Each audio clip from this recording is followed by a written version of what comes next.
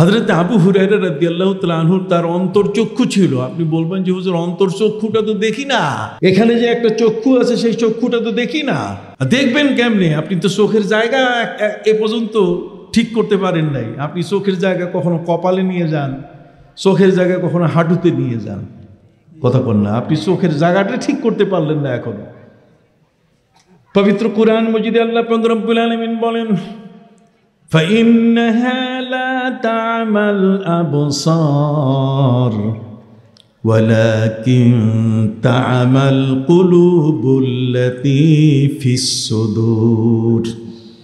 আল্লাহ বলেন আবু জাহাল, উতবা, শাইবা, উকবা ইবনে আবি মুআইদ, যারা ইসলামের পরম শত্রু, নবীর শত্রু, যারা দুশমন, ওদের চোখ কিন্তু নষ্ট হয়েছে তা না, কিন্তু তাদের অন্তর্চক্ষুটা কি নষ্ট হয়ে গেছে।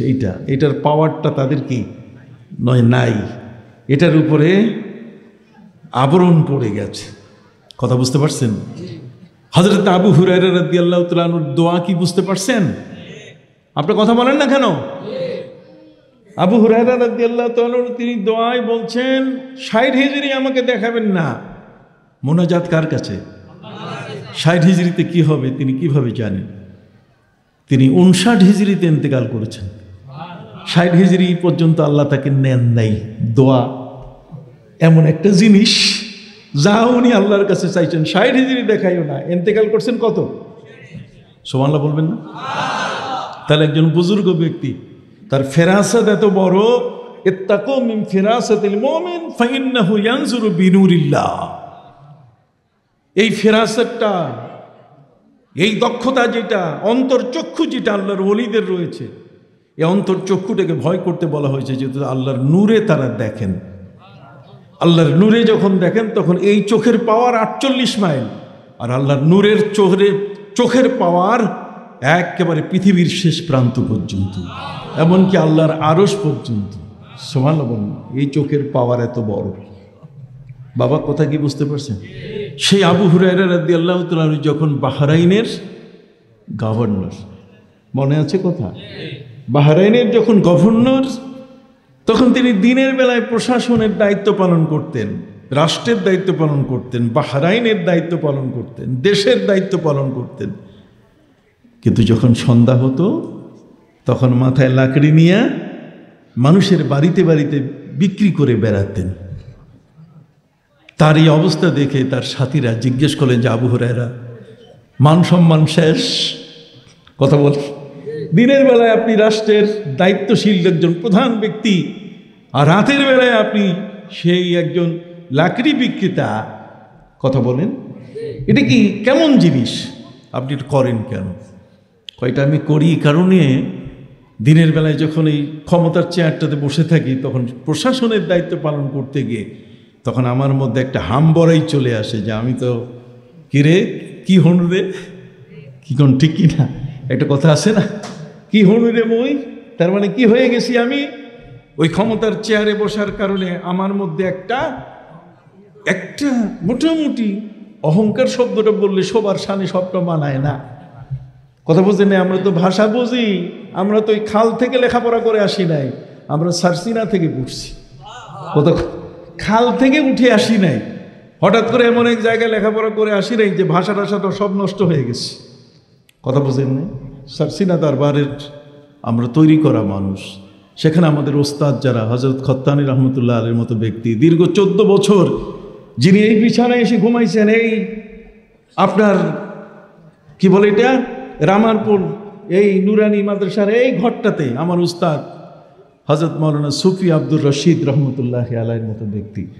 কথা বুঝতে পারছেন, যাকে সুফি সাহেব হুজুর বলা হয়। আমাদের সুফিদের সাথে সম্পর্ক বেশি, আর রুমটাই সুফি সাহেব হুজুরের রুম না। হুজুর একটু অন্যদিকে গেলাম সাবজেক্টে, আমি আসবো ইনশাআল্লাহ। কথা বুঝেন নাই? তবে আমি শুনতে ভুল করেছি, আমাকে বলা হয়েছে এই মানে সূরা হুমাযা, কিন্তু ওই আমি বেগম বাজার থেকে পুরান ঢাকার রাস্তায় তখন ছিলাম, এত আওয়াজ হচ্ছিল, আমি মনে করছি সূরা তাকাসুর।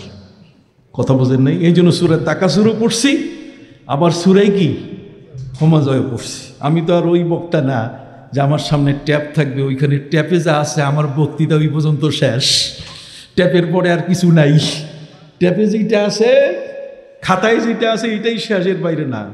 আল্লাহর মেহেরবানি, আল্লাহ তাআলা রহম করেছেন আমাদের উপরে, বলে সুবহানাল্লাহ।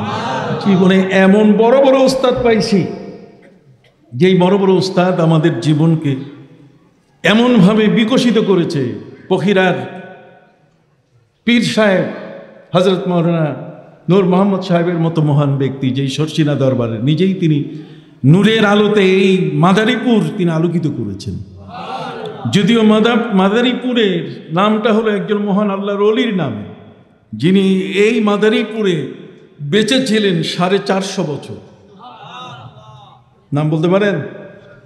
হযরত শাহ মাদার রহমতুল্লাহ আলাইহি, যার নামে মাদারীপুর, যার নামে কি মাদারীপুর, শাহ মাদার রহমতুল্লাহ আলাইহি। 450 বছর। তা আপনি বলবেন 450 বছর মানুষ বাঁচে নাকি? আরে কোরআনে বলছে ওয়ালাবিসু ফি কাহফিহিম সালাসামিআতিন সিনিনা ওয়াজদাদু তিসআ। আসহাবে কাহফ ঘুমাইয়াই ছিলেন 309 বছর। কোরআন বলছে, সূরা কাহফ খুলে দেখেন, ওয়ালাবিসু ফি কাহফিহিম সালাসামিআতিন সিনিনা ওয়াজদাদু তিসআ।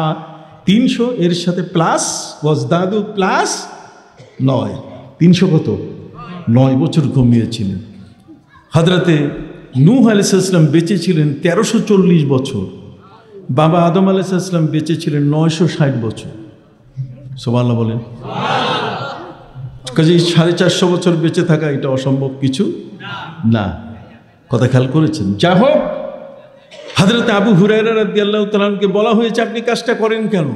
কই, দিনের বেলায় যখন দেশ চালাতাম, বাহরাইনের শাসক হিসেবে দায়িত্ব পালন করতাম, তখন আমার মধ্যে কেমন জানি একটা অবস্থা তৈরি হতো, যে আমি বোধহয় হয়ে গেছি একটা। এই যে আমার মধ্যে একটা উজব, আমার মধ্যে যে একটা এই ধরনের বরত্ব, আমিত্ব, কথা বলেন না? আল্লাহর ওলিদের মধ্যে পৃথিবীতে এমনও ওলির সাথে আমার দেখা হয়েছে, যিনি জীবনে কোনোদিন আমি শব্দ বলে নাই। আমি কথা বলেন, আমি আছে না, আমি ভাত খাই, আমি ঢাকা যাই, আমি পড়ালেখা করি, আমার বাবা অমুক, আমার বাড়ি অমুক জায়গা। এই যে আমি শব্দ যে বারবার বলছি, এমন ওলি আছে পৃথিবীতে যিনি তার জীবনে আমি শব্দ ব্যবহার করে নাই। আমি মানে আমিত্ব, যে আমি একটা কিছু হয়ে গেছি। হামচুদি মান দিগার নেস্ত, আমি ছাড়া আর কেউ নেই। আল্লাহর ওলিদের মধ্যে এমন ব্যক্তি, তাকে জিজ্ঞেস করা হচ্ছে, হুজুর আপনি ঢাকা থেকে আসলেন কখন? উনি বলতে পারতেন যে আমি কিছুক্ষণ আগে আসছি, কিন্তু বলতো না। উনি বলতেন যে আল্লাহ আমাকে কিছুক্ষণ আগে এনেছেন। তো হুজুর ভাত খাইছেন? তাহলে বলতে পারতেন আমি খাই নাই, কিন্তু না, আল্লাহ আমাকে এখনো খাওয়ান নাই। কথা কন, এই পাবেন, সবক পাবেন কই? সব আস্তে আস্তে চলে যাচ্ছে এই জগৎ থেকে, সব আস্তে আস্তে কি হচ্ছে? হযরত আবু হুরায়রা রাদিয়াল্লাহু তাআলা আনহু, খুব মনে রাখবেন, সবাই আপনাকে ওয়াজ শোনাবে না, গান শোনাবে, আর না হলে বিদেশি সিনেমার নাটক শোনাবে। সম্মানিত সুধী, হযরত আবু হুরায়রা রাদিয়াল্লাহু তাআলা তিনি বলে উঠলেন, শোনো, আমার মধ্যে যে আমিত্ব তৈরি হয়, যতক্ষণ চেয়ারে বসি ততক্ষণ আমার ইবাদতের গায়ে আগুন লাগা শুরু করে, আমার আমলের গায়ে আগুন লাগা শুরু করে, আমার আমলগুলো ধ্বংসের পথে চলে যায়। তার অর্থ হলো, যদিও শাসন কার্যটি পবিত্র দায়িত্ব, এটা মুসলমানরাই পালন করবে, দেশ চালাবে মুসলমানরা, কথা বোঝেন নাই, কিন্তু যেই চেয়ারে বসে আমার মনের মধ্যে যা আসতো, এই জিনিসটা যেন আমাকে ধ্বংস করতে না পারে, আমিত্ব, বরত্ব, এটা যেন আমাকে ধ্বংস করতে না পারে। এই জন্য ওইটাকে দুমরায় মুসরাইয়া, ওটার কান ধরে, ওটাকে একটা আছাড় মাইরা আমি দুনিয়া থেকে বিদায় করার জন্য সন্ধ্যাবেলায় লাকড়ি মাথায় নিয়ে ঘুরি, আমার নফসটাকে দমন করার জন্য। আমার মধ্যে যে বড়াই ভাব আসে, কতক্ষণ না, আমি কি হয়ে গেছি, ঠিক এই অবস্থাটাকে ধ্বংস করার জন্য আমি মাথার মধ্যে কি নেই? লাকড়ি নেই। সুবহানাল্লাহ বলবেন না? কোথায় পাবেন এই মানুষ এখন?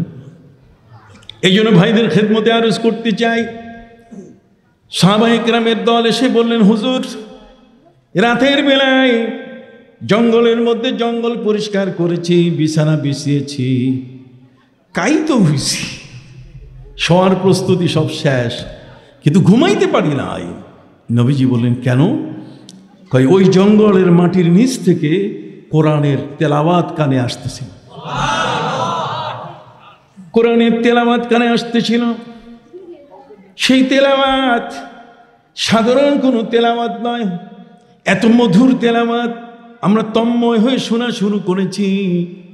আমরা শুয়ে থাকা অবস্থায় এত সুন্দর সুরিলি কণ্ঠে ওয়ারাত্তিলিল কোরআনা তারতিলা, ধীরে ধীরে। তারতিল শব্দের অর্থ হচ্ছে ধীরে ধীরে, যত ধীরে পড়বেন তত আওয়াজের মধ্যে টান আসবে, সুর আসবে, এটার নাম তারতিল। ওয়ারাত্তিলিল কোরআনা তারতিলা, অতএব সুমধুর কণ্ঠে তেলাওয়াত আমরা শুনতে পাচ্ছিলাম। জঙ্গলের মাটির নিচ থেকে আমাদের কানে সে আওয়াজ আসতেছিল। নবী করিম সাল্লাল্লাহু আলাইহি ওয়াসাল্লাম বিস্মিত হয়ে জিজ্ঞেস করলেন, কোন সূরার তেলাওয়াত শুনেছ?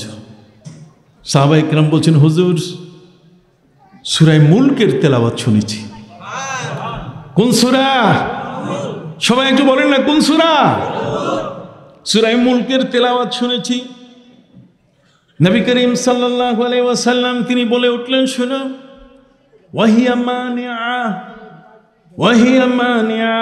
আল্লাহর নবী সাল্লাল্লাহু আলাইহি ওয়াসাল্লাম বললেন, যদি কোনো ব্যক্তি রাতের বেলায় ঘুমানোর আগে সূরা মুলক যদি পড়ে ঘুমায়, তাহলে আল্লাহর জান্নাত পর্যন্ত এই সূরাটা তাকে পাহারা দিয়ে নিয়ে যাবে, কেউ তার কাছে আসতে পারবে না, সে বাধা দেওয়া সৃষ্টি করবে। ওয়াহিয়া মানিআ, ওয়াহিয়া মানিআ। সাহাবায়ে কেরাম বললেন যে হুজুর, মাটির নিচ থেকে এই জঙ্গলের মধ্যে আমরা না গেলে তো আওয়াজ শুনতে পারতাম না। সেখানে রাত্র থাকার কারণেই আমরা বুঝতে পেরেছি নিচ থেকে কি আসতেছে, আওয়াজ। নবীজি, আওয়াজটা আসতেছে কোত্থেকে? আল্লাহর নবী সাল্লাল্লাহু আলাইহি ওয়াসাল্লাম বললেন যে ওই জঙ্গলের মধ্যে একজন হাফেজে কোরআনের কবর আছে। একজন হাফেজে কোরআনের কি আছে? কবর আছে।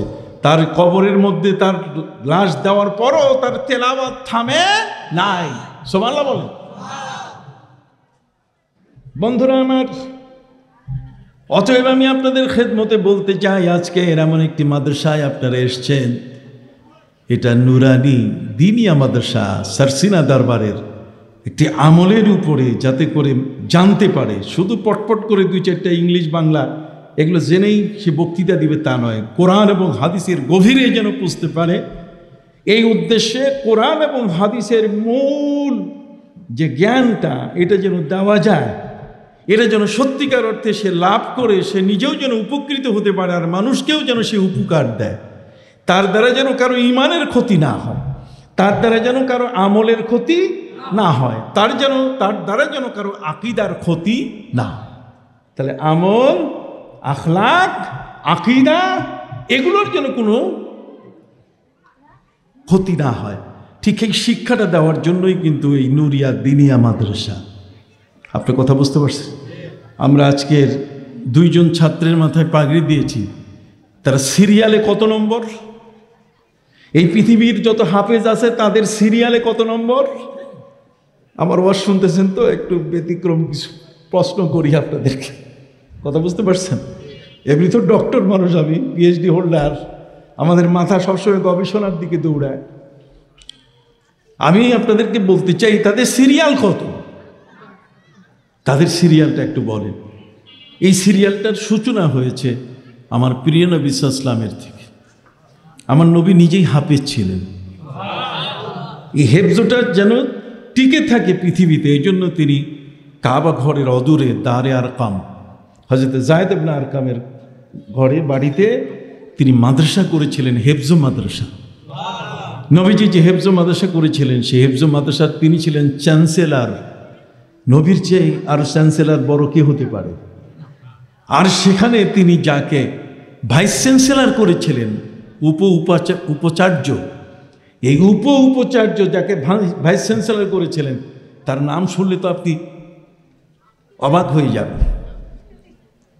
যিনি ভাইস চ্যান্সেলর ছিলেন তার সম্পর্কে পবিত্র কোরআনে সূরা নাজিল হয়েছে। সুবহানাল্লাহ বলেন। পৃথিবীর মধ্যে দুনিয়ার ওই সমস্ত মানুষ যারা বিজ্ঞানী বলেন আর ইসলাম বহির্ভূত লেখাপড়া করে তারা বড় ধরনের জ্ঞানী হয়েছে, তাদের নাম যদি আপনি বলেন, বুঝতে পারলেন? তাদের কাছে একটা বড় প্রশ্ন হলো যে মুসলমানের নবী শুধু যে কথাগুলো বলেছে তাতে কিছু লোক বাদ পড়ে গেছে, কোরআনে কিছু লোক বাদ পড়ে গেছে, কোরআনে কিছু লোকের নাম আসে নাই। অতএব কোরআন কমপ্লিট কোড অফ লাইফ না।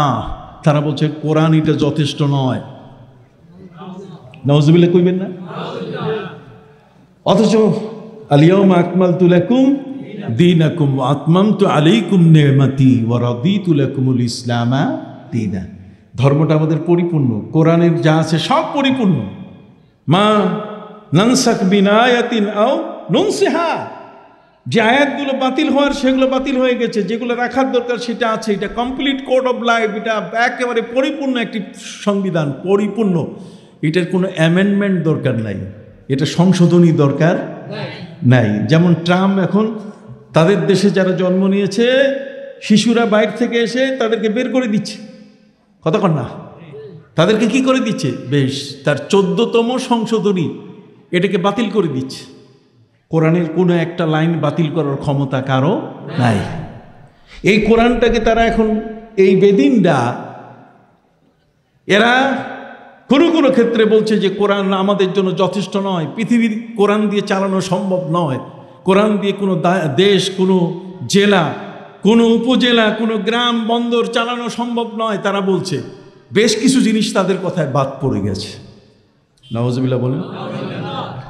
অথচ পবিত্র কোরআন মজিদ আল্লাহ পাক রব্বুল আলামিন বলছেন মা ফাররাতনা ফিল কিতাবি মিন শাই, আমি কোরআনের মধ্যে কোনো কিছুর আলোচনা বাদ রাখি নাই। আল্লাহ বলছেন কোরআনে কোনো কিছুর আলোচনা আমি বাদ রাখি না। আর ওরা বলছে এখানে কি পড়ছে, বাদ পড়ছে। কি বাদ পড়ছে? যেখানে প্রতিবন্ধীর কথা নাই, কথা কন না, কি নাই, প্রতিবন্ধীর কথা নাই, তারা আজকে বলছে। অথচ আল্লাহ পাক রব্বুল আলামিন প্রতিবন্ধীর নামে পবিত্র কোরআনের সূরা নাজিল করেছেন, সূরা আবাসা। আবাসা ওয়া তাওয়াল্লা আন জাআহুল আ'মা। সুবহানাল্লাহ বলেন। হে নবী, আপনি মুখ ফেরাচ্ছেন এ কারণে যে আপনার কাছে একজন অন্ধ ব্যক্তি উপস্থিত হয়েছেন। সুবহানাল্লাহ বলেন। তাহলে অন্ধ ব্যক্তি মানে দৃষ্টি প্রতিবন্ধী। বাবা, আমার কথাগুলো কি বুঝতেছেন আপনারা? সম্মানিত সুধী বন্ধুরা আমার, দৃষ্টি প্রতিবন্ধী, যার চোখের দৃষ্টি নাই সে মানুষটা হলো দৃষ্টি প্রতিবন্ধী। যার ভাষা নাই সে লোকটি হলো বাক প্রতিবন্ধী। কথা কন। ঠিক যেই লোকটা, যে বাচ্চাটা জন্ম নিয়েছে, ছেলে মেয়ে বোঝা যায় না, সে হচ্ছে লিঙ্গ প্রতিবন্ধী, হিজড়া, ওই যেটাকে বলা হয় খুনসা মুশকিল। কথা কি বুঝতে পারছেন? তাহলে এই যে যার অঙ্গ একটা হানি হয়ে গেছে, যে লোকটা একটা পা নাই, সেও প্রতিবন্ধী। আল্লাহ পাক রব্বুল আলামিন পবিত্র কোরআন মজিদে সূরা আবাসার মধ্যে তিনি অন্ধ ব্যক্তির সম্পর্কে বলে দিলেন, হে নবী, আপনি মুখ ফেরাচ্ছেন এ কারণে যে আপনার কাছে একজন অন্ধ উপস্থিত হয়েছে। তাহলে অন্ধ দৃষ্টি প্রতিবন্ধী সম্বন্ধে আমার নবীকে আল্লাহ কথা বলছেন। সেই দৃষ্টি প্রতিবন্ধীর নাম হযরত আব্দুল্লাহ ইবনে উম্মে মাকতুম রাদিয়াল্লাহু তাআলা। হযরত আব্দুল্লাহ ইবনে উম্মে মাকতুমকে নবী করিম সাল্লাল্লাহু আলাইহি ওয়াসাল্লাম এই মক্কার কাবা ঘরের পাশে যে হেফজ মাদ্রাসা তিনি করেছিলেন, সে মাদ্রাসার তাকে নবীজি ভাইস চ্যান্সেলর বানাই দিয়েছিলেন। তাহলে দৃষ্টি প্রতিবন্ধী কি হইতে পারে? আমার মনে হয় আপনাদের কষ্ট হচ্ছে। একটু জোরে বলেন, কি হতে পারে? ভাইস চ্যান্সেলর হয়ে গেছেন। শুধু তাই নয়, নায়েব হয়ে গেছেন। আমার নবীজি যখন কোথাও যুদ্ধে যেতেন তখন মদিনা খালি রেখে যেতেন না। মদিনায় তার স্থলে তিনি আব্দুল্লাহ ইবনে উম্মে মাকতুম দৃষ্টি প্রতিবন্ধী অন্ধ সাহাবীকে তিনি রেখে যেতেন তার জায়গায়। তাহলে কেবল ইসলাম কমপ্লিট কোড অফ লাইফ নয়। কথা বুঝতে পারছেন? আজকে আমার এই দূরদর্শনের মাধ্যমে, ইউটিউবের মাধ্যমে সারা পৃথিবীতে যারা দেখছেন, আমি তাদেরকে বলতে চাই যে পবিত্র কোরআনের মধ্যে কি নাই? হেমাটোলজি আছে, বায়োলজি আছে, ফিজিক্স আছে, কতক্ষণ না ম্যাথ আছে, আপনি কোনটা, বোটানিক, সব কিছু আছে, নাই এমনটা নয়। সেই মহাগ্রন্থ আল কোরআনের মানব জীবনের এমন কোনো বিষয় এমন নাই যেটা এতে বাদ পড়েছে। যেই গ্রন্থখানা দিয়ে বিচার করা যায়, যে গ্রন্থখানা দিয়ে চিকিৎসা করা যায়। ওয়ানুনাজ্জিলু মিনাল কোরআনি মা হুয়া শিফা। কথা বুঝতে পারছেন? যেই কিতাবখানাকে দিয়ে জমি বন্টন করা যায়, যে কিতাবখানাকে দিয়ে সমাজকে তৈরি করা যায়, বিনির্মাণ করা যায়, যে কিতাবখানা দিয়ে যারা অপরাধী তাদের শাস্তি বিধায়ন করা যায়, যেটা দিয়ে রাষ্ট্র পরিচালনা করা যায়, আল্লাযীনা ইম্মাক্কান্নাহুম ফিল আরদ আকামুস সালাহ ওয়া আতাউজ যাকাত ওয়া আমারু বিল মারুফ ওয়া নাহাউ আনিল মুনকার। যারা রাষ্ট্রের ক্ষমতায় আসবে তাদের দায়িত্ব হলো আল্লাযীনা ইম্মাক্কান্নাহুম ফিল আরদ আকামুস সালাহ। যারা ক্ষমতায় আসবেন তাদের প্রথম দায়িত্ব হলো নামাজ কায়েম করা, ওয়া আতাউজ যাকাত, যাকাত আদায়ের ব্যবস্থা করা, ওয়া আমারু বিল মারুফ, আর সমাজের মধ্যে ন্যায় প্রতিষ্ঠা করা, ওয়া নাহাউ আনিল মুনকার, এবং অন্যায়ের প্রতিশোধ, অন্যায়ের প্রতিবাদ, প্রতিরোধের ব্যবস্থা করা। রাষ্ট্রের কথা কে বলছে নাই? সব কিছুই তো আছে। ওরা বলছে নাই কিছু। আল্লাহ বলছেন মা ফাররাতনা ফিল কিতাবি মিন শাই। বাবা কথা কি বুঝতে পারছেন? অতএব মহাগ্রন্থ আল কোরআনের মধ্যে সব কিছু আছে। আর সেই গ্রন্থখানা যারা সিনায় ধারণ করলো, সেই সিনায় ধারণকারী নবীর যুগের ব্যক্তিরা, হযরত প্রিয় নবীজি সাল্লাল্লাহু আলাইহি ওয়াসাল্লাম নিজে হাফেজ ছিলেন, হযরত আবু বকর সিদ্দিক রাদিয়াল্লাহু হাফেজ ছিলেন, হযরত উসমান যুন্নুরাইন, হযরত আলী কাররামাল্লাহু ওয়াজহা, হযরত আব্দুল্লাহ ইবনে উম্মে মাকতুম সহ নবী করিম সাল্লাল্লাহু আলাইহি ওয়াসাল্লামের সময়কালের হাফেজের সংখ্যা ছিল 10,000। আর মহিলা হাফেজা ছিলেন 3 জন। কয়জন? এই 3 জনের মধ্যে একজন হযরতে উম্মে সালামা রাদিয়াল্লাহু তাআলা, আরেকজন হযরতে উমরের মেয়ে ওমর রাদিয়াল্লাহু মেয়ে হযরতে হাফসা রাদিয়াল্লাহু তাআলা, আরেকজন হলেন আবু বকর সিদ্দিক রাদিয়াল্লাহু মেয়ে আমাদের আম্মা জান, সবাই আমাদের আম্মা জান হযরতে আয়েশা সিদ্দিকা রাদিয়াল্লাহু, এরা ছিলেন হাফেজা। তাহলে আজকের সমন্বয় করি আমরা, কি বলেন ঠিক কিনা? সিরিয়ালটা কোনখানে আসছে? এই পৃথিবীর মধ্যে বর্তমান হাফেজে কোরআনের সংখ্যা হলো 6 কোটি। কত? 6 কোটির সাথে যোগ হয়ে গেল না আজকে? কথা বল না, সিরিয়ালের মধ্যে একটা তো কিছু পাইলাম। এর মধ্যে প্রথম পৃথিবীর মধ্যে যেখানে হাফেজে কোরআন দিয়ে ভর্তি যে দেশটা, সে দেশটা হচ্ছে কর্নেল গাদ্দাফির দেশ লিবিয়া। মিলিয়ন মিলিয়ন হাফেজ। কথা বোঝেন? প্রতি 10 জনে অথবা প্রতি 5 জনে 3 জন করে হাফেজ। প্রতি 5 জনে হাফেজ কয়জন? 3 জন। এরপরে পাকিস্তান, এরপরে সৌদি আরব। সৌদি আরবে এখনো 10 লক্ষ হয়নি হাফেজ। আর বাংলাদেশে বর্তমান হাফেজে কোরআনের সংখ্যা হলো 30 লক্ষের উপরে। সেই হাফেজে কোরআন সারা বিশ্ব জুড়ে আছে। অতএব সারা পৃথিবীর টনক নড়ে গেছে যে এই মৌলবীদের মাথা থেকে কোরআনকে সরাতে হবে। কথা বুঝতে পারছেন? যাতে সরাইতে না পারে। যদি এরকম লেখা প্রিন্টেড ছাপানো কোরআনেই যদি আমাদের থাকতো, তাহলে ব্রিটিশ চেয়েছিল তার 200 বছরের শাসনে এই উপমহাদেশ থেকে এই কোরআনটাকে বিদায় করে এটা বঙ্গোপসাগরে তলিয়ে দিতে, এটা চাপা দিতে, কিন্তু পারে নাই একটা কারণে, যে 2টা ছাপাখানা পৃথিবীতে তৈরি হয়ে আছে। একটা হচ্ছে কাগজে কোরআন ছাপানো, আর একটা হচ্ছে সিনার পাতায় কি কোরআন ছাপানো। তো সিনার পাতায় যে কোরআনটা ছাপানো আছে সেই কোরআনটাকে মুছে ফেলার ক্ষমতা কারো। এটা জাপান জার্মানের কালি দিয়ে লেখা হয় নাই, এটা লৌহে মাহফুজের কালি দিয়ে লেখা হয়েছে। আপনার কি আমার সাথে একমত? আরো জানবেন, আপনার কি আমার সাথে একমত? সেই আজকের মেয়েদের, আমি রংপুরের একটা মাহফিলে গেলাম, সেখানে মহিলা মাদ্রাসা প্রায় 11 জন ছাত্রী, তারা বোরকা নিল। বোরকা, এখানে তো জায়নামাজ দিয়েছে, আর ওখানে ওরা দিয়েছে কি বোরকা। তো বোরকা দিতে গিয়ে তারা আমাকে একটা রিপোর্ট দেখালো সবার সামনে। মাত্র 11 মাসে, 7 মাসে, 9 মাসে, 1 বছর লাগে নাই 11 জন হাফেজ হয়েছে, সব 1 বছরের কম সময়। মেয়ে মানুষ 9 মাসে হাফেজ, 7 মাসে হাফেজ, 9.5 মাসে হাফেজ। আমাকে বলেছে এত সপ্তাহ, এতদিন তারা এই কোরআন শুনিয়েছে এবং এই কোরআনে হাফেজা হয়েছে। তাহলে আজকের আমরা এই মাদ্রাসার পরিচালক, এই মাদ্রাসার প্রতিষ্ঠাতা, এই মাদ্রাসা যারা পরিচালনা করছেন, পরিচালনা পর্ষদ, সদ্য চেয়ারম্যান সাহেব সহ আমরা সবাইকে একটু মারহাবা বলি না? থ্যাংক ইউ বলবেন? থ্যাংক ইউ বলবেন না? কেন বলবেন না? যেহেতু আমার প্রিয় নবী যখন আল্লাহর দরবারে মেরাজে গেছিলেন তখন বাবা আদমের সাথে দেখা হয়েছে। বাবা আদম তিনি বুকে টেনে নিয়ে বলছেন মারহাবাম বি ইবনে সালেহ, আমার সর্বোৎকৃষ্ট সন্তান আমার বুকে এখন। হযরত ইব্রাহিম আলাইহিস সালাম তিনি বুকে টেনে নিয়ে নবী করিম সাল্লাল্লাহু আলাইহি ওয়াসাল্লামকে বলেছিলেন মারহাবাম বি ইবনিল কারীম। কথা কর না? হযরত মুসা আলাইহিস সালাম বলছেন মারহাবাম বিল আখিস সালেহ, আমার অত্যন্ত সর্বোত্তম ভাই আজকে আমার বুকে। অতএব সম্মানিত সুধী, আমি এই কথাগুলো এ কারণে আপনাদের সামনে তুলে ধরলাম যে আপনারা বুঝতেই পারছেন যে এই মাদ্রাসা শুধু একটা অকেজো মাদ্রাসা না। কথা কর না? এটা একটা সচল প্রতিষ্ঠান।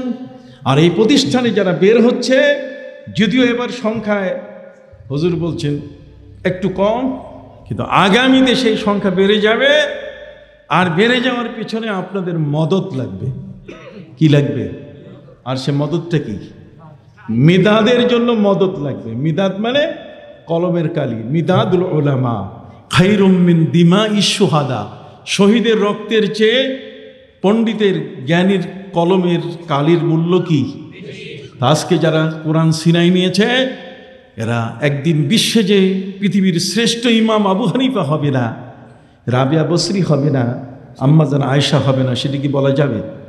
অতএব মহাগ্রন্থ আল কোরআনের মধ্যে আল্লাহ তাআলা একটি বিষয় যেটা আমরা আসুন একমত হয়ে কিছুক্ষণ আলোচনা শুনি, আর সেটা হলো যে আল্লাহ পাক রব্বুল আলামিন এমন কোনো বিষয় নাই যেটা আমাদেরকে বলা বাদ রেখেছেন, যেহেতু কোরআনের পরে আরেকটা কোরআন আসবে না। যদি এটার পরে কিছু বাকি থাকতো, এখানে যদি বাকি থাকতো, তাহলে আমাদের চাহিদা থাকতো যে এর পরে আমাদের আরেকখানা কিতাব আসা উচিত ছিল, আমাদের নবীর পরে আরেকজন নবী আসার উচিত ছিল, কিন্তু না।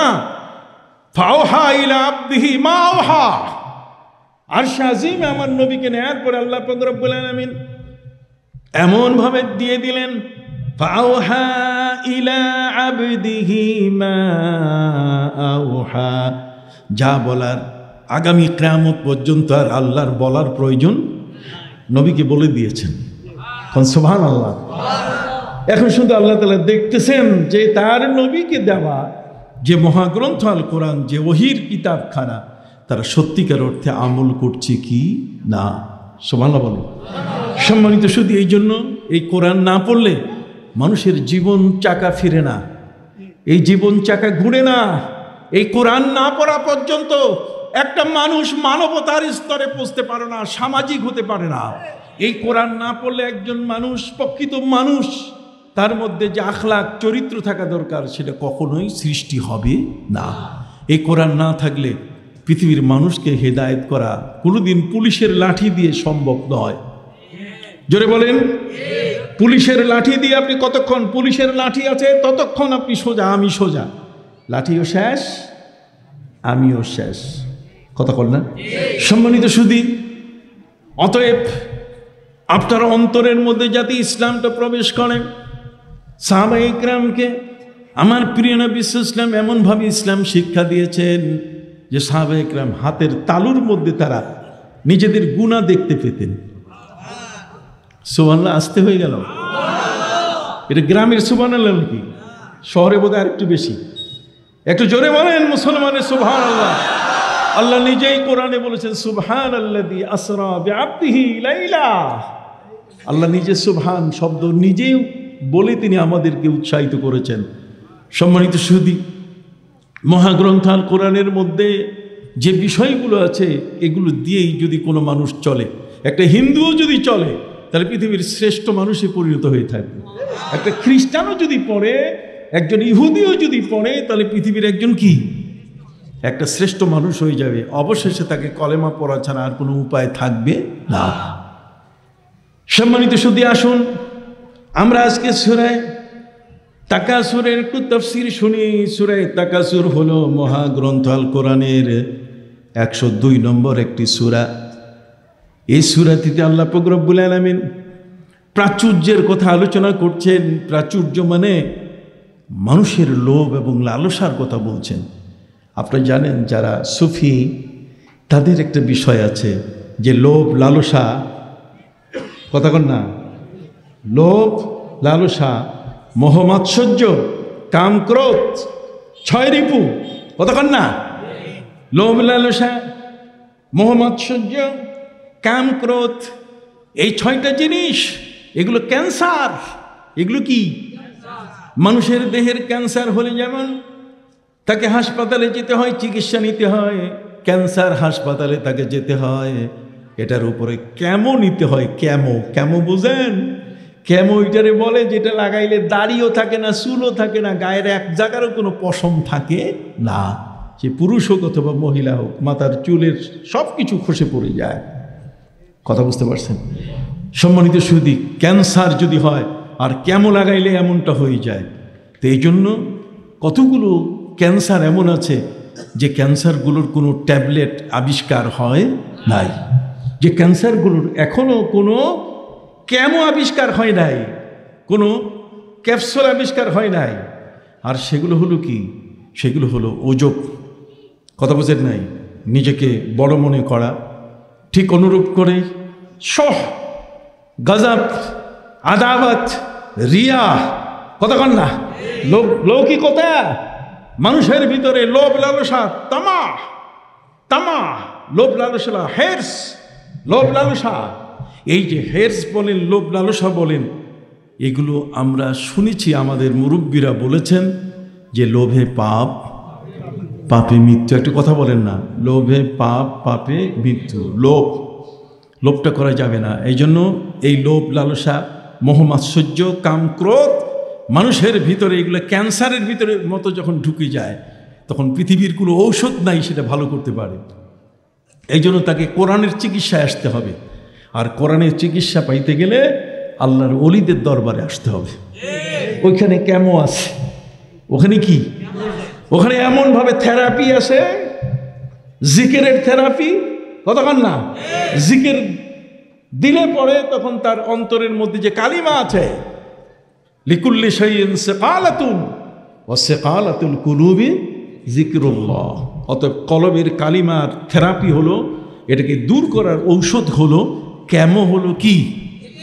আপনারা বলেন না কেন? কি? জিকির, আল্লাহর জিকির। ঠিক আছে? তাহলে আল্লাহ নামের আমরা কি করি?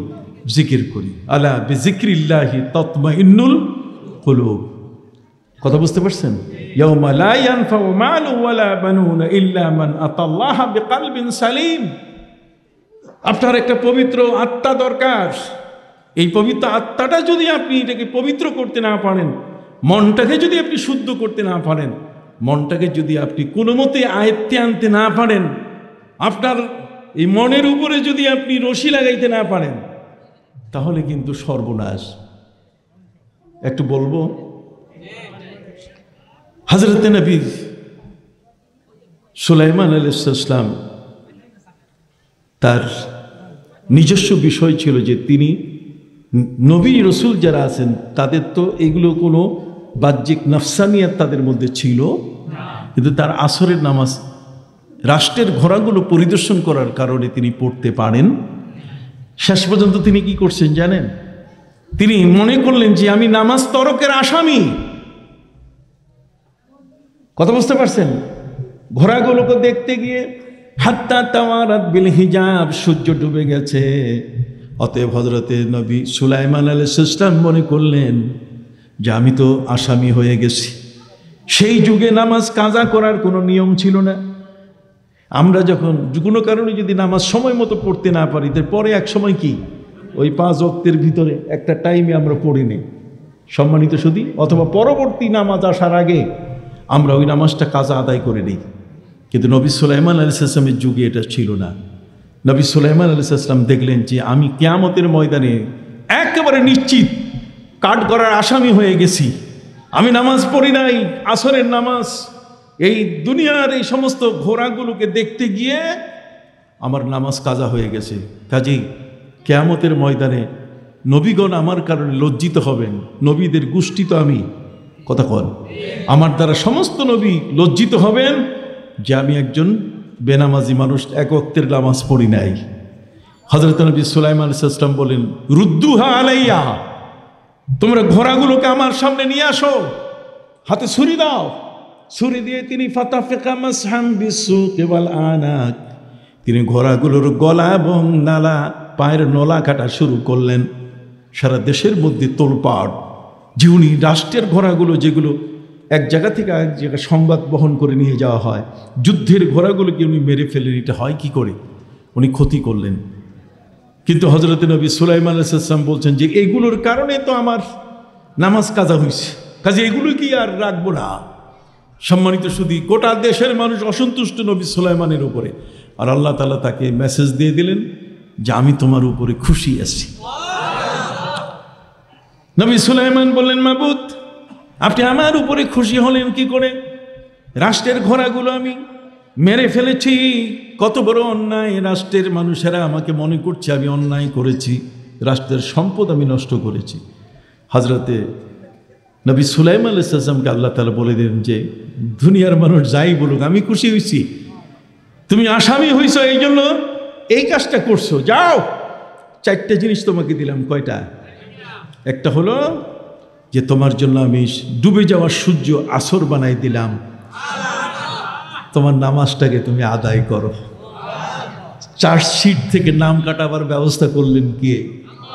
আবার বলেন, অভিযোগ নামা থেকে চার্জশিট থেকে নাম কাটাবার ব্যবস্থা করলেন কে? সে আল্লাহ এখন আছেন কিনা? ওই আল্লাহর সাথে যেন আপনার সম্পর্ক নষ্ট না হয়, এই জন্য আরেকজন ব্যক্তি, তিনি হলেন লোকমান। হযরত লোকমান, যার নামে পবিত্র কোরআনে সূরা নাজিল হয়েছে, সূরাত লোকমান। সূরা লোকমানের মধ্যে বাবার ছেলের সূরা, বাবার কি দায়িত্ব, এই সূরাটা না পড়লে কোনোদিন কোনো বাবা বুঝবে না। আপনি কথা বলেন না? পৃথিবীর মধ্যে একজন নারীর দায়িত্ব কতটুকু? নবীজি বলছেন, আল্লিমু নিসাকুম সূরাতান নিসা ওয়া সূরাতান নূর ওয়া সূরাতাল আহজাব। তোমরা তোমাদের মেয়েদেরকে অন্তত 3টা সূরা পড়াবে। একটা হলো সূরা নূর, কতক্ষণ না, সূরা নিসা, সূরা আহজাব। আল্লিমু নিসাকুম সূরাতান নূর, সূরাতান নিসা এবং সূরাতাল আহজাব পড়াবা। কেন? এই 3টা সূরা পড়লে যার ঘরে স্ত্রী হিসাবে যাবে, ওই ঘরে কোনোদিন সুদের টাকা আসবে না, ঘুষের টাকা আসবে না। ওই ঘরের কোনোদিন স্বামী কোনোদিন নামাজ তরককারী হবে না। এই মেয়েটি কোরআনের 3টা সূরা যদি পড়ে, ভালো মতো বুঝে পড়ে, তাহলে সেই ঘরের সন্তানরা এক একজন আব্দুল কাদের জিলানী হয়ে জন্ম নেবে। আমরা তো এগুলো করি না বাবা। আমরা মনে করি তো কোরআন পড়বে মৌলভী সাহেব, এটা ওই রাস্তার মিসকিন হয়ে ওরা শুধু ওই কালেকশন করবে না। এটা আমাদের দেশের মধ্যে একটা নিয়ম আমরা করে ফেলছি। কিন্তু যারা কোরআন পড়ে তারা ভিক্ষুক না। হাত উঁচু করে বলেন তো, কোরআন যারা পড়ে তারা কি ভিক্ষুক? হযরতে লোকমান তিনি বলেছেন, আমি এই পৃথিবীর মধ্যে খাদামতু আরবাতা আলাফিম মিনাল আম্বিয়া, আমার জীবনে আমি 4000 নবীর খেদমত করছি। কয় হাজার নবী? 4000 নবীর খেদমত করে এটা কম ব্যাপার? খাদামতু আরবাতা আলাফিম মিনাল আম্বিয়া ওয়া হাসসালতু মিনহুম তামানিয়াতা আশিয়া, আমি তাদের কাছ থেকে 8টা জিনিস শিখছি। কয়টা? এই 8টা জিনিসের মধ্যে একটি হলো ইজা কুনতা ফিস সালাহ ফাহফাজ কলবাক, যখন তুমি নামাজের মধ্যে যাবে তখন তোমার কলবটাকে রশি লাগাবে। তোমার মন যেটা আছে এই মনটাকে কি লাগাবে? রশি লাগাবে। সুবহানাল্লাহ বলবেন না? এই কলবটা যেন নামাজের জায়নামাজ থেকে যেন ওই হিসাবের খাতায় যেন চলে না যায়। এই নামাজের ভিতরে গিয়ে যেন সেখানে গিয়ে পরে কি পরিকল্পনা করবে, বাড়ি বানাবে ইটা দিয়া না মাটি দিয়া, সিরামিক লাগাবে কোনটা, আরেকের সিরামিক না মন্নু সিরামিক, সব হিসাব নিকাশ চলে কোথায়? নামাজের মধ্যে। আপনি কি বুঝতেছেন বাবা? তাহলে নামাজের ভিতরে থাকতে গেলে কলবটাকে কি, আপনারা বলতেছেন না কথা, কলবটাকে কি লাগাইতে হবে? তিনি বলছেন ওয়াইজা কুনতা ফি বাইতিল গায়র ফাহফাস আইনাক, যদি অন্যের ঘরে কোনো পাড়া প্রতিবেশীর ঘরে যদি যাও তাহলে তোমার চোখের মধ্যে রশি লাগাবা, যাতে ওই ঘরের মেয়েদেরকে দেখার চেষ্টা না করে। ওয়াইজা কুনতা বাইনা তুআম ফাহফাজ হালাকাক, যদি টেবিলের খাবার বসো তাহলে সব খাইও না, অল্প খাইয়া বাকিটা সাইডে দিও, তুমি ভালো থাকবে। তুমি কি ভালো থাকবে। ওয়াইজা কুনতা বাইনান নাস ফাহফাজ লিসানাক, আর বহু লোকের মধ্যে যখন কথা শুরু হয়ে যাবে তখন তুমি কথা বলা বন্ধ করবে, নাহলে তোমার কথাটা রেকর্ড হলে এর উপরে ভিত্তি করে তোমাকে নিয়ে মানুষ তিরস্কার করবে। কথা কর এই সাইডটা, আর বাকি সাইডটা কোনোদিন আসলে বলবো। সম্মানিত শুধু কলবকে রশি লাগাইতে হবে। মানুষের লোভ লালসা, মানুষের ভিতরে মোহমাৎসর্য, মানুষ শুধু চায়। নবী করিম সাল্লাল্লাহু আলাইহি ওয়াসাল্লাম বলছেন লাউ কানা লিইবনে আদম ওয়াদিয়ান, যদি কোনো আদম সন্তানের দুইটা উপত্যকা, দুইটা বাগানের মালিক যদি হয়, তাহলে সে আল্লাহর কাছে চায় লা হাব্বা আইয়াকসুরা সালিসান, সে চায় যে আরেকটা কতক্ষণ নয়। ওয়াইলুল লিকুল্লি হুমাযাতিল লুমাযা, ওয়াইল দোজখ তাদের জন্য আল্লাযী জামাআ মালা ওয়া আদ্দাদা, যে অবৈধভাবে সম্পদ অর্জন করে রাতের বেলায় ওই ঘুষের টাকা, সুদের টাকা, এগুলো সব তোষকের নিচে রাখে, ব্যাংকে জমা দিতে পারে নাই। আর যখন রাত্রে পেশাব করার জন্য উঠতে যে চমকাই উঠে, দেখি তোষকের মধ্যে কত টাকা, আজকে ঘুষ পাইছি কত। কথা কর না। ঘুম থেকে উঠলেই, একটু জেগে উঠলেই ঘুম আসে না, খালি টাকা গুনতে মন চায়। শুধু পৃথিবী, শুধু ওই জগতের লোভ লালসা নিয়ে ব্যস্ত আছেন। আল্লাহ তাআলা বলছেন আলহাকুমুত তাকাসুর, আর তাকাসুর প্রাচুর্য, চাই আরো চাই, আরো চাই, আরো চাই, চাওয়াটা তার কখনো কমে না। কথা বলেন না, কি চাই? কয় সম্পদ চাই, কি চাই? নারী চাই, গাড়ি চাই, বাড়ি চাই, কতক্ষণ আরো চাই, আরো চাই, চাওয়া শেষ হয় না। এই জন্য আমার আল্লাহ বলছেন আলহাকুমুত তাকাসুর, তাকাসুর প্রাচুর্য, অধিক চাহনি, অধিক চাওয়া, এর মোহ তোমাদেরকে মোহগ্রস্ত করে রেখেছে। তোমরা এখন আল্লাহর নাম নিবে সময় পাও না। ওই ঢাকা শহরের মধ্যে 10টা ফ্যাক্টরির মালিক, একটা থেকে আরেকটা হিসাব নিতে যাইয়া সে যদি গাড়িতে যায় জ্যামে পড়বে, এই জন্য হেলিকপ্টার কিনছে। আমার কথা বুঝেন? কি কিনছে? হেলিকপ্টার কিনছে। হেলিকপ্টার কেনার পরে এক ফ্যাক্টরি থেকে হেলিকপ্টার দিয়ে উড়ে আরেকটাতে যায়, ওখানে হিসাব নিকাশ নিয়ে আরেকটাতে যায়, কতক্ষণ না। এভাবে যাইতে যাইতে তার হেলিকপ্টারে এই সংক্ষিপ্ত সময় করার পরও সে কিন্তু তার হিসাব, ফ্যাক্টরির হিসাব তার শেষ হয় না। সে আল্লাহর নাম নিবে কখন? এই জন্য আল্লাহ তাআলা এই 2টা সূরা যা আমি তেলাওয়াত করছি, এই 2টা সূরার মাঝখানে আরেকটা সূরা আছে। এই সূরাটার নাম হলো সূরাতুল আসর। ওয়াল আসর, সময়ের কসম। জোরে বলেন, কার কসম? দাড়ি পাকতে সময় লাগবে না তোমার, তোমার দেহের মধ্যে নতুন করে ক্যান্সার তৈরি হতে সময় লাগবে না, কবরের মাটিতে মিশে গিয়ে মাটি হতে তোমাকে সময় লাগবে না। আজকে প্রাচুর্য, পবিত্র কোরআন মজিদ আল্লাহ বলছেন যুয়্যিনা লিন-নাসি হুব্বুশ শাহাওয়াতি মিনান নিসাই ওয়াল বানিন والبنين والقناطير المقنطرة من الذهب والفضة والخيل المصومة والأنعام والحرث ذلك متاع الحياة الدنيا والله عنده حسن المآب। সুবহানাল্লাহ বলেন। আল্লাহ বলেন প্রাচুর্য, মানুষের চাহিদার শেষ নাই। কথা কন না। আপনি তাকে বনের রাজা বানায় দেন, সমস্ত বন খাইয়া শেষ করবে। আপনি তাকে ব্যাংকের বিশাল বড় কাউকে বানায় দেন, মালিক বানায় দেন, মানুষের টাকা খাইয়া সব শেষ। কথা কন না। রাষ্ট্রের দায়িত্ব দেন, রাষ্ট্রের সম্পদ পাচার করে কি শেষ? তার লোভ শেষ হয় না। একজনের বাড়ি নাকি 339টা বিদেশে। কথা কন না। এত লাগে, এত লাগে, এত কি প্রয়োজন? কথা বলেন না। 1 প্লেট ভাত কয়টা? 1 প্লেট ভাত কয়টা ভাত? এটা কি গোনা যায় না? জোরে বলেন, গোনা যায় কি না? এর তো বেশি খাইতে পারি না। ভাইরা আমার, আল্লাহর নাম নাই।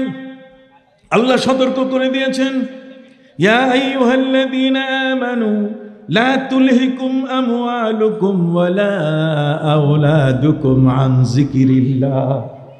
তোমার সম্পদ আর তোমার সন্তান যেন আল্লাহর জিকির থেকে তোমাকে বিরত রাখতে না পারে। কথা বুঝতে পারছেন? যুজ্ঞিনা লিন্নাসি হুব্বুশ শাহওয়াত, যেই জিনিসগুলো মানুষ আল্লাহর জিকির থেকে দূরে থাকে, যেই জিনিসগুলোর আকর্ষণ সবচেয়ে বেশি, যেই জিনিসগুলো মানুষ সবচেয়ে বেশি চায়, তার মধ্যে একজন হলো নারী। কি?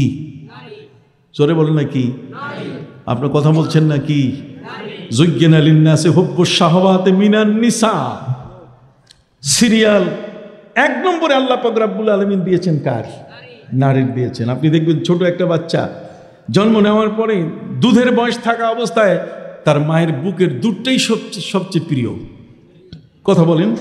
এরপরে এই বাচ্চাটা যখন মায়ের বুকের দুধ ছাড়ে তখন সে চকলেট খায়। এরপরে একটু বড় হলে সে টেনিস বল তার চেয়ে সবচেয়ে প্রিয় তার কাছে। এরপর আস্তে একটু বড় হয়ে গেলে তখন তার কাছে প্রিয় হলো ফুটবল, তখন ঘরে থাকতে চায় না। আর যখন বয়সটা 12-14 কাছাকাছি যায় তখন ফুটবলও ভালো লাগে না, তখন আরেকটা বান্ধবী তার দরকার। তখন ওই এদিক সেদিক দৌড়াদৌড়ি করে, চরিত্র তার ধ্বংস হয়ে যায়। মানুষ কিভাবে পৃথিবীতে আস্তে আস্তে নষ্ট হচ্ছে। সম্মানিত সুধী বন্ধুরা আমার, যুজ্ঞিনা লিন্নাসি হুব্বুশ শাহওয়াতি মিনান নিসা, নারী যখন স্ত্রী হিসাবে তার কাছে আসে তখন তার লোভ সৃষ্টি হয় যে এই নারী দিয়েই তো আমার জীবন শেষ নয়, আমার বংশ রক্ষা করতে হবে, কাজে আমার সন্তান দরকার। ওয়াল বানিন, কথা বল না, এই বানিন যে কি জিনিস আল্লাহ পাক রব্বুল আলামিন বলছেন আল মাল ওয়াল বানুন। এই জগতের মধ্যে সম্পদ এবং সন্তান জিনাতুল হায়াতিদ দুনিয়া, এটা জীবনের জন্য প্রয়োজন, আবার এটা ফিতনাও। জোরে বলেন এটা কি? ফিতনা। ওয়াল বানিন, সন্তান পাওয়ার জন্য কত লোভ আমাদের। সন্তান পাইতে গেলে ঘরে স্ত্রী সহ 12 বছরের জীবন চলে গেল, 1 যুগ, তারপর সন্তান জন্ম নেয় না। যায় আল্লাহর ওলিদের কাছে, কয় হুজুর একটু ফু দেন। কথা বল না, আরে ফুতে তো হয়। ফুতে কি হয়? ফু বড় মারাত্মক জিনিস। হযরত ঈসা রুহুল্লাহ বলছেন ইন্নী আখলুকু লাকুম মিনাত তিনি কাহায়াতিত তাইর ফাআনফুখু ফি ফায়াকুনু তাইরাম বিইজনিল্লাহ।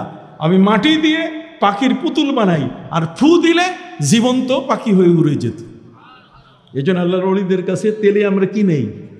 ফু নেই। ফু দেওয়া না জায়েজ না। নবী করিম সাল্লাল্লাহু আলাইহি ওয়াসাল্লামের যুগে আবু মুসা আশারী রাদিয়াল্লাহু তাআলা আনহু একজন সাপে কামড়ানো মানুষকে ফু দিয়েছেন সূরা ফাতিহা পড়ে। কথা বলে না কি? সূরা ফাতিহা পড়ে কি দিয়েছেন? আমি অমূলক কোনো কথা বলি না যে কথাগুলোর পিছনে দলিল নেই। কথা কি বুঝতে পারছেন? তাহলে পৃথিবীর মধ্যে লোভের সংখ্যা এত বেশি, এগুলোর মধ্যে আকর্ষণ, এগুলো বেশি চায়। সন্তান, এই সন্তান হওয়ার পরে যদি সেই সন্তানটা কোনো কারণে যদি কালা জাহাঙ্গীর হয়ে যায়, এটা যদি কুত্তা আসলাম হইয়া যায়, কথা বল না, কুত্তা আসলাম বোঝেন, এটা যদি সুব্রত বাইন হয়ে যায়, তাহলে দেখবেন ওই সংসারের মধ্যে আর ওই বাবা, ওই মা, ওই বংশের আর ইজ্জত বলতে গেলে কিছুই থাকবে না। যুজ্ঞিনা লিন্নাসি হুব্বুশ শাহওয়াতি মিনান নিসাই ওয়াল বানিন। নিসা নারী, বানিন সন্তান সন্ততি যখন এসে যায় তখন এই সন্তান সন্ততির জন্য কিছু রেখে যেতে হবে। এই জন্য সে কি করে? ওই ঘুষ খায়, বাড়ি বানায়, কথা কন, টেবিলের তল দিয়ে ঠান্ডা ফি নেয়, দরকার এত প্রয়োজন এত শেষ নাই।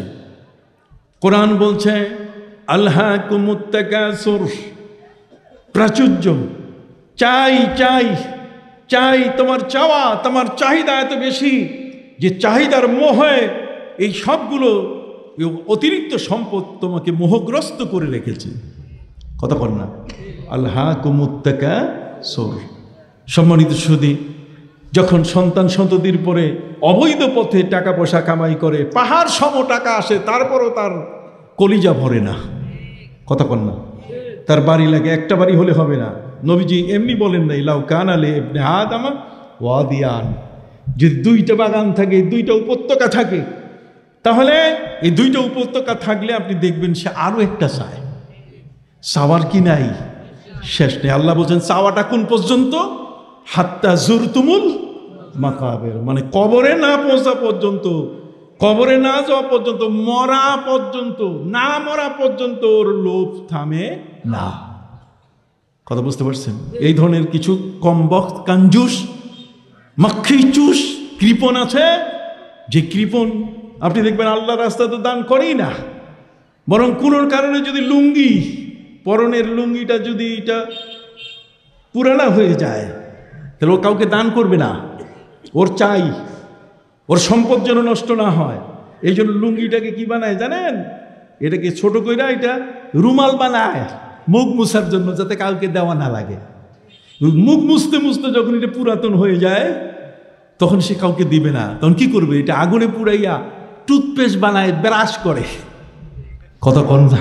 পৃথিবীর মধ্যে এই ধরনেরও কি আছে? মানুষ আছে। আসুন আমার সাথে পড়ুন, বিসমিল্লাহির রহমানির রহিম। আলহাকুমুত তাকাসুর হাত্তা যুরতুমুল মাকাবির। মাকাবির বুঝেন? মাকবারার বহু বচন হলো মাকাবির, কবরস্থান। কবর মানে কি? গর্ত, ওটার খালে মাটির মধ্যে ঢুকানো পর্যন্ত ওর চাহিদা কমে না। মরার আগেও কয় খবরদার আমার পাওনাটা দে। এক ঠ্যাং কবরে গেছে তারপরও পাওনা ছাড়ে না। গরিব দুঃখীর প্রতি তার কিছু নাই, শুধু দাও, শুধু টাকার হিসাব, শুধু টাকার হিসাব। এই যে মানুষের লোভ লালসা, এই জিনিসটা যে তাকে ধ্বংস করে, আল্লাহ তাআলা তাকে সতর্ক করে দিলেন, খবরদার তুমি অবৈধ পন্থায় অন্যায়ভাবে যাকাত দাও না, কিছু দাও না, মানুষের সম্পদ তোমাকে পাহারা দেওয়া হয়েছে, তুমি তার পাহারাদার, তুমি তার কাস্টোডিয়ান। কি বলেন ঠিক কি না? আর সেই টাকা তুমি চুরি করে সর্বনাশ করে দিচ্ছ। কি বলেন ঠিক না? আমরা শুনতেছি বাংলাদেশ ব্যাংক থেকে নাই, অমুক ব্যাংক থেকে টাকা শেষ, অমুক খান থেকে টাকা শেষ, লোপাট, সব কিছু হয়ে গেছে। নাউজুবিল্লাহি মিন যালিক। এই যে যেগুলো হচ্ছে সেগুলো এ কারণে যে অতিরিক্ত কি লোভ, প্রাচুর্য, আরও চাই, আরও চাই। কিরে ভাই, আল্লাহ আমাদেরকে যা দেন যতটুকু, এটাই কি যথেষ্ট। যদি আপনারা নাও বলেন তবু আমি নবী সাল্লাল্লাহু আলাইহি ওয়াসাল্লাম, আমার প্রিয় নবী সাল্লাল্লাহু আলাইহি ওয়াসাল্লামের একটি ছোট্ট দোয়ার কথা বলে দেই। আমার নবী সাল্লাল্লাহু আলাইহি ওয়াসাল্লাম তিনি দোয়া করতেন, ওয়াগনিনি বিহালালিকা আন হারামিক। আল্লাহ তুমি আমাকে যতটুকু সম্পদ দিয়েছো এটা দিয়ে যেন আমার ক্ষুধা মিটে যায়। তুমি হারামের দিকে আমার চোখ, আমার দৃষ্টি যেন আমি নিতে না পারি, তুমি বাধা সৃষ্টি করিও। শুধু তাই নয়, বরং মহাগ্রন্থ কোরআনের মধ্যে আল্লাহ পাক রব্বুল আলামিন বলেন, কুল মা আনজালাল্লাহু লাকুম মির রিজকিন ফাজআলতুম মিনহু হালালান ওয়া হারামা। আল্লাহ বলছেন রিজক আমি আকাশে উঠায় রাখছি। অফিস সামাই রিজকুকুম ওয়া মা তুআদুন।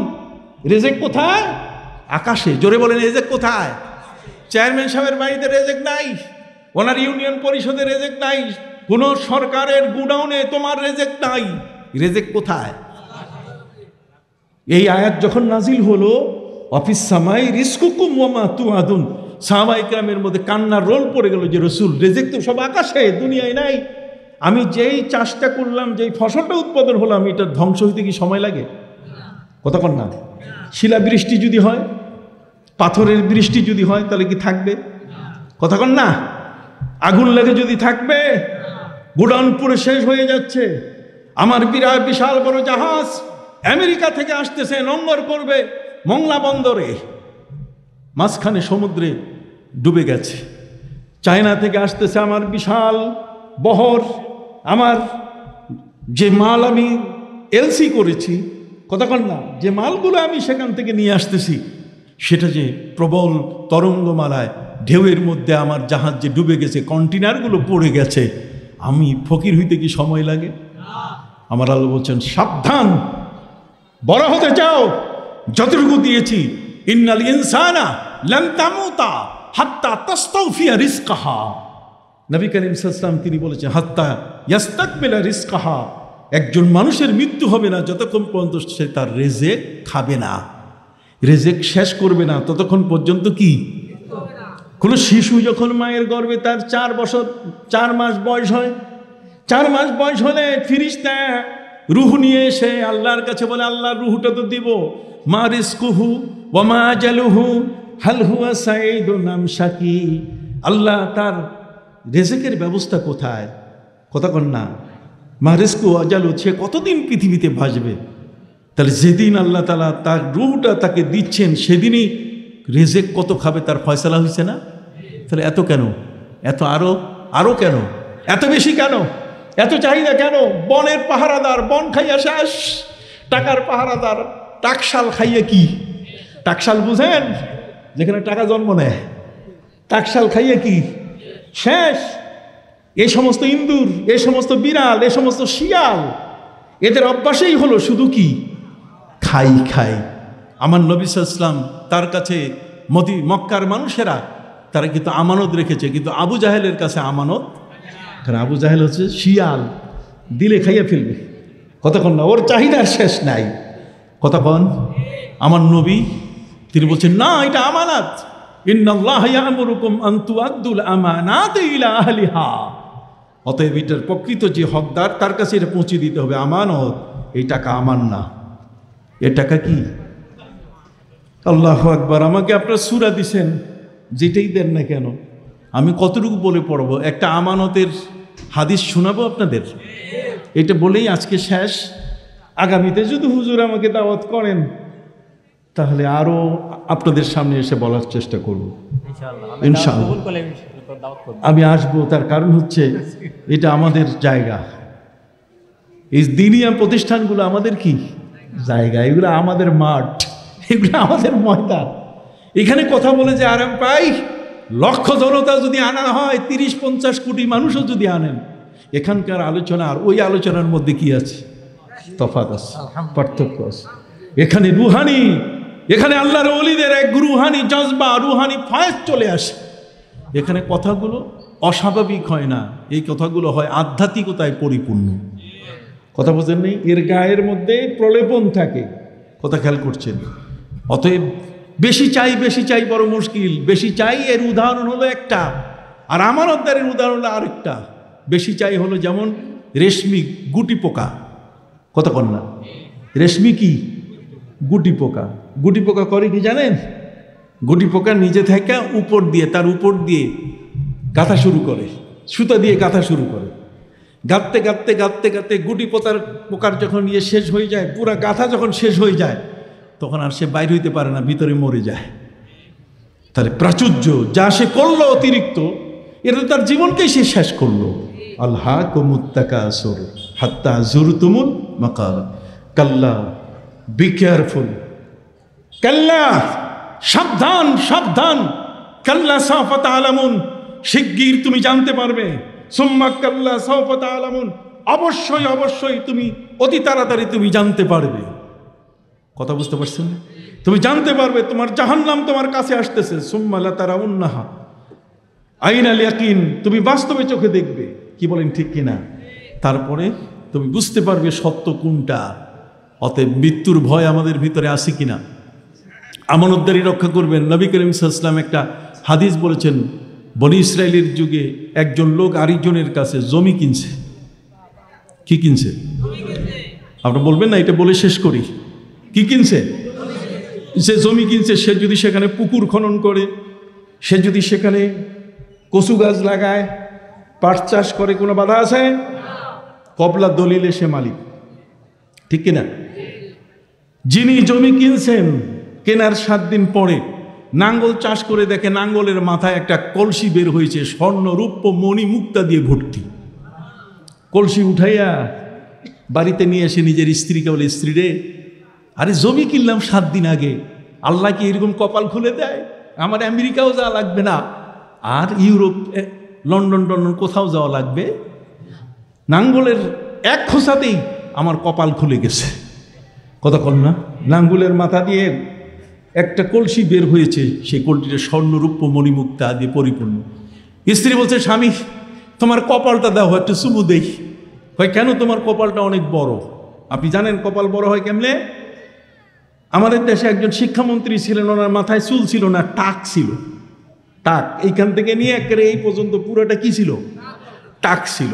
তো উনি বলছে, আল্লাহ আমার কপালটা এত বড় করছে, এইখানে শুরু হয়েছে কপালটা আর শেষ হয়েছে এইখানে যাইয়া।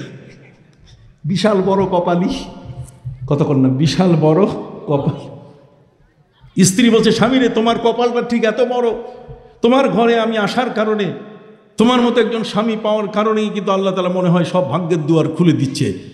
কাজী তুমি যে কাজটা করছো ভালো, এটা চলো চুপ করে পুঁতে রাখি, আস্তে আস্তে ছেলে মেয়ে বড় হইতেই থাকবে, বাড়ি করব, গাড়ি করব, বহু কিছু করব। সুবহানাল্লাহ বলে। স্বামী বলছে, স্ত্রী কথাটা তোমার ঠিক, কিন্তু আমার মনে একটু ভিন্ন কথা। স্ত্রী বলছে, আবার ভিন্ন কথা কিসের? কত দেখি কি কথাটা আসলো তোমার মনে? আমার মনে আসছে এই কলসিটার মালিক আমি না, বরং এই কলসিটা যে লোকটা জমি বিক্রি করছে আগে, আমার নবীজি বলছেন, সহিহ বুখারীতে এসেছে, আমার নবীজি বলছেন এই যে লোকটা ক্রেতা কিনছে, সে বলতেছে যে মনে হয় আগের যে মালিক কোনো কারণে এই কলসিটা পুঁতে রাখছে, সে ভুলে গেছে এটা বিক্রির সময় উঠাই নেই, তো কাজে এটা আমি তার কাছে দিয়ে দিব। স্ত্রী বলছে, তুমি তোমার সংসার করো, আমি বাপের বাড়ি গেলাম। কতক্ষণ না, তোমার সংসার আর আমি থাকবো না। কতক্ষণ, তোমার সংসারে আমি আর কি থাকবো না। স্বামী বলছে, তুমি থাকো আর নাই থাকো, কিন্তু আমার যতটুকু বিশ্বাস যে এটা আমার না। তা দেখেন, লোভ, লোভ কি শেষ না? আলহাকুমুত তাকাসুর, তাকাসুর, তার মানে চাই চাই না, এই মনোভাব তার কাছে কি নাই। পুরাটা নিয়ে কলসি সহ চলে গেছে কার কাছে? যে জমি বিক্রি করছে, জমি বেচাইছে, তার কাছে নিয়ে গেছে। যাওয়ার পরে ঘর থেকে রাত্র 9টায় ডেকে উঠেছে, হ্যাঁ ভাই, গ্রামের মানুষ এত তাড়াতাড়ি ঘুমায় নাকি? কালে এসার পরেই ঢুসু, এসার পরেই চোখ বন্ধ করে ঘুমাও। কতক্ষণ, উঠো। কে তুমি? তোমার জমি কিনছি সেই লোক আমি। আচ্ছা, উঠতেছি। উঠে দেখে তার কাছে একটা বড় কলস। বলছি, এটা কি জিনিস? এটা তোমার কাছে দিতে আসছি। তুমি বোকা, তুমি এই স্বর্ণরূপা মণিমুক্তার কলসিটা তোমার জমিনের মধ্যে তুমি মাটিতে লুকায় রাখছো, তুমি এটা তুলে নিবে না? আমি আজকে চাষ করতে যাইয়া লাঙ্গলে এটা বের হইছে, এটার মালিক তো আমি না, এটার মালিক তুমি, তোমাকে দিতে আসছি আমি। আপনারা না, আমি যদি হইতাম তাহলে সাথে সাথে ওর হাতে চুমু দিয়ে কইতাম, ভাই আজকে থাকো, আর ওই যে বাসমতি নাজির আছে না, কতক্ষণ না, বাসমতি নাজির যেটা সুগন্ধিযুক্ত, ওটা কিনে এনে এক পেট পোলাও খাওয়াই দিয়া ওরে ঘুম পাড়াইতাম যে আজকে থাক ভাই, কালকে ভাড়া সহ তোমার বাড়িতে স্পেশাল গাড়ি দিয়ে পৌঁছাই দিব। কিন্তু যে লোকটা জমি বিক্রি করছে তার কাছে এই কলসিটা পৌঁছাবার পরে সে বলছে, ভাই আমি তো এই কলসি রাখি নাই, এটার মালিক আমি না। তাহলে বোঝা গেল তারও কি নাই? লোভ নাই। প্রথম যেজন তারও লোভ নাই, দ্বিতীয় যেজন তারও কি? এখন মুশকিল, প্রথম জন বসে, তাহলে এটা রাখবো কোথায়? যে জমি বিক্রি করছি এটা তুমি জানো, আমি কি বলবো? না ভাই, তুমি আসামি, কলসি তোমার, বিপদে ফেলাইছো আমাকে, এটা আমার না, চলো বিচারকের কাছে যাব, আদালত পাড়ায় যাব, একজন বিচারকের কাছে, জাস্টিসের কাছে গিয়ে বিচার চাবো, তুমি কলসি লুকায় রাখছো আর আমাকে বিপদে ফেলাইছো, তোমাকে নিতে হবে। জাস্টিসের কাছে গেছে, আদালতে যখন গেছে, যাওয়ার পরে দুইজনই তাদের কথা বলছে, বলার পরে জাস্টিস চেয়ার থেকে উল্টে পড়ার পালা। কয়, স্যার এরকম করতেছেন কেন? কয়, আমি 30 বছর ধরে বিচার করি, কিন্তু এই দুইজনের মধ্যে এত ভালো মানুষ আমার এখানে জীবনে কোনো দিন আসে নাই। যা আসে সব টাউট বাটপার, যেগুলোই আসে সব কি টাউট বাটপার। 1000বার বলে, যাহা বলিব সত্য বলিব, মিথ্যা কবু কবু নাই বলিব। আর এসে সব ওই যে এক পেট পরোটা খাওয়াই আনছে, কতক্ষণ না মুরগির রান খাওয়াই আনছে, কথা বুঝতে পারছেন? গরুর ওই যে কি ওইগুলো খাওয়াই নিয়ে আসছে, বাস মুখ জবান ফিরে গেছে। সে বলছে, অবাক কাণ্ড, 30 বছরের বিচারে এইরকম দুইজন সৎ মানুষ আমি পাই। এত বড় স্বর্ণরূপ মণিমুক্তার সে ভর্তি হাড়ি, এই কলসটা এটা বিক্রি করলে 7 রাজার ধন, আর এটা কেউ নিতে চায় না। দুইজনেই বলতেছে যে এটা আমার। এখন দুইজন বলছে, স্যার বিচার করতে হবে আপনার। বলছে, কি বিচার করবো আমি? আমার বিচার মানবেন আপনারা? বিচার মানার জন্যই তো আসছি, ফয়সালা দেন স্যার, এর থেকে বাঁচান। জিজ্ঞেস করলেন যার জমি যে কিনছে তারে, যে তোমার ছেলে মেয়ে কয়জন? আমার একটা ছেলে মাত্র। কথা বুঝতে পারছেন? আর যে বিক্রি করছে তাকে যে আমার একটা মেয়ে আছে, তখন বিচারক বললেন যে তোমরা দুইজনে তোমার ছেলে আর তার মেয়ের মধ্যে বিয়া দাও, বিয়া দিয়ে তোমরা দুইজনে বেয়াই হয়ে যাও, বেয়াই হওয়ার পরে এই কলসটা তোমরা তোমাদের ছেলে মেয়েদেরকে দান করো। কথা বোঝেন নাই? তাহলে তোমাদের দুইজনের কাছে এটা অর্থটা চলে যাবে। সুবহানাল্লাহ বলে। তাহলে দেখেন এই দুইজন ব্যক্তি তাদের লোভ থাকার কথা ছিল, কিন্তু কেউ লোভ করে। আল্লাহ কুমুত্তাকাসুর, হ্যাঁ, তোমাদেরকে চাহিদা তোমাকে মোহগ্রস্ত করে রেখেছে, আরো চাই, প্রাচুর্য তোমাদেরকে মোহগ্রস্ত করেছে। খবরদার, আরো চাই নয়, বরং আল্লাহর কাছে জান্নাতুল ফেরদাউস চাই। আল্লাহ কবুল করুন, সকলে বলুন আমিন।